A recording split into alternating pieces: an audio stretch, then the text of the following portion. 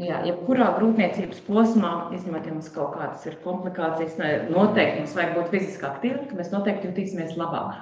Un kas tad būtu svarīgs ievērot grūtniecības pēdējā trimestrī, tā kā mūsu mērķis ir sagatavot mūsu ķermeni dzemdībām, tas nozīmē visas tos vingrinājumus darīt, lai mums visas saites iegūnas būtu kustīgas un padotos.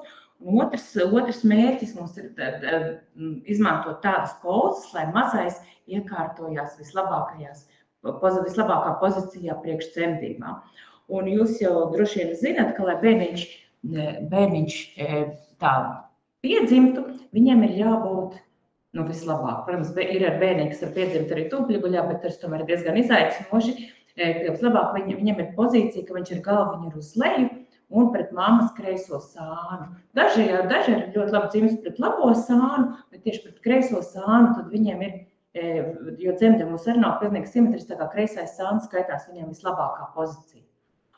Un attiecīgi, tātad mūsu, bet tam, kas vēl ir svarīgi, lai viņam ir muguriņa vairāk nekā uz priekšu, jo, ka bērns dzimst, viņš var dzimt vai nu šādi, un tas ir visdabiskāk, visvieglāk viņam dzimt, mēs skatāmies arī caur iegurnim iziet vislabāk ka viņš ir šādā pozīcijā, tad viņš dzimst, kamēr kad viņš būs mums iekurnē, viņš pagriezīsies šādi, un šādi arī piedzims.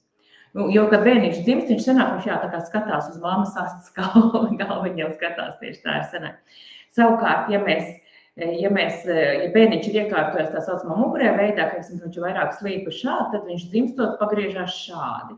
Un tad, pirmkārt, viņam ir grūtāk iziet, jo viņam sanāk, viņam šeit ir platāks nekā viņš, piemēram, šeit ir pakausīti dzimt. Un viņš ar savu galviņu, tad tas izmērs viņam ir lielāks, viņam grūtāk piedzimt, viņš ar savu galviņu spiež, varat varbūt vizuāli redzēt mammai pret mugurkaulu, un tad liekas, ka ļoti, ļoti sāp mugura dzemdībās.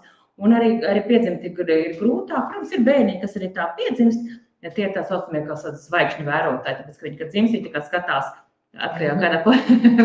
skatās uz augšu. Bet kāpēc es jums to stāstu? Tāpēc, ka mūsu tomēr uzdevums grūtniecības beigās ir ļoti būtiski, ka tas bērniņš būtu vairāk uz priekšu. Tas nozīmē, ka mēs mēģinām visas tādas pozas, kā mēs sēžam, kā jūs tagad arī sēžat, ir ļoti ok, ka jūs esat vairāk vai mazāk vertikāls, vai uz priekšu. Tādas aktīvas sievietes, kas kaut kur ļoti aktīvi, laukos darbojas, viņām parasti nekad bērniņi nav šitādā pozā. Kad bērniņi visbiežāk sagriežas tādā pozā, tad, ja mēs paši esam tā, piemēram, ja es ilgstoši šitādā pozā sēdētu, ar muguru tādu līku un vēl vairāk uz apakaļ, loģiski bērns ar gravitāciju viņš iekārtosies šitā. Loģiski, vai ne? Vai šūpuļkrēslā, vai tā kā mums tad tie mīkstie ērtie krēsli. Jūs kādu laiku sēdēsiet, ir ok, bet ja jūs ilgstoši sēdēsiet, tas bērns vienkārši tā iekārtosies. Un tāpēc ir būtiski, bet tas arī nav traģēdija, tādā ziņā to bērnu ir iespējams koriģēt, pat īstenībā, pat arī dzemdībās, bet tomēr pie tā ir vērts piedomāt. Tātad sēžam tādās pozās, esam vairāk taisas, piemēram, uz bummas, ka jūs sēžat, ir noteikti viennozīmīgi, jūs bērnam ir ideāla poza, jo jūs tur vienkārši nevarēsiet kaut kā sagāsties nepareizi. Tādās pozās, ka bērniņš vairāk griež savu muguriņu uz priekšu.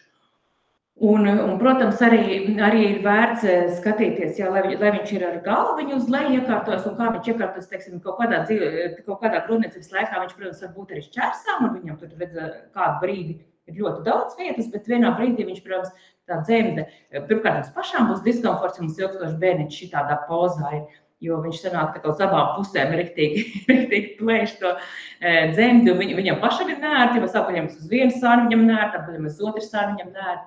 Viņam negrib vajadzēs iekārtoties kaut kā šādi.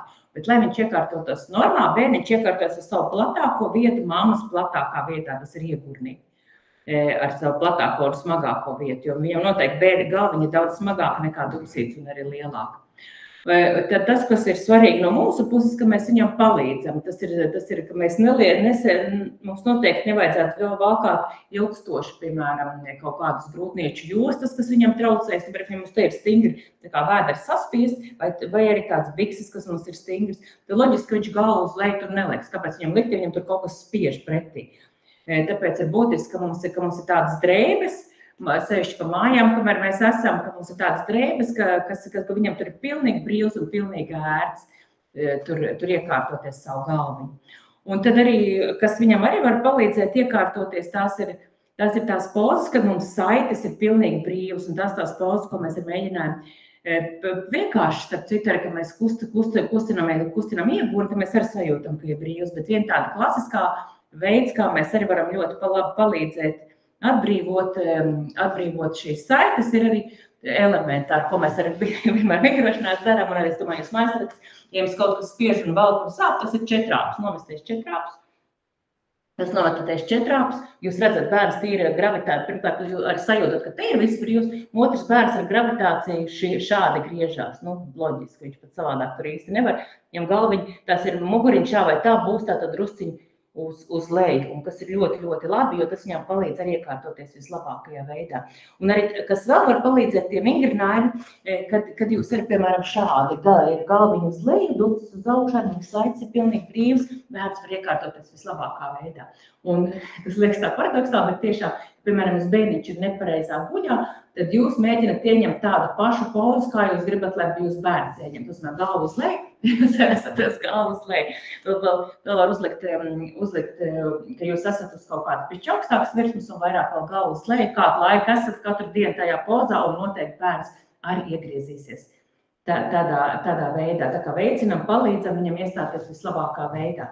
Un ja viņš jums jau ir smuki iekārtojies uz galvu uz leju, tad arī ļoti labi jūs varat viņu dziļāk iegurnī iekārtot, ja jūs sēžat kaut kādās šādās pozās. Ja jūs tā ērti sēžat, tad šūpojaties, bērniņš, jūs jau sajūtat iegurņi ieeja paliek plata, un bērniņš tu var smuki iekārtoties jums dziļāk iegurnī, ļoti ērti.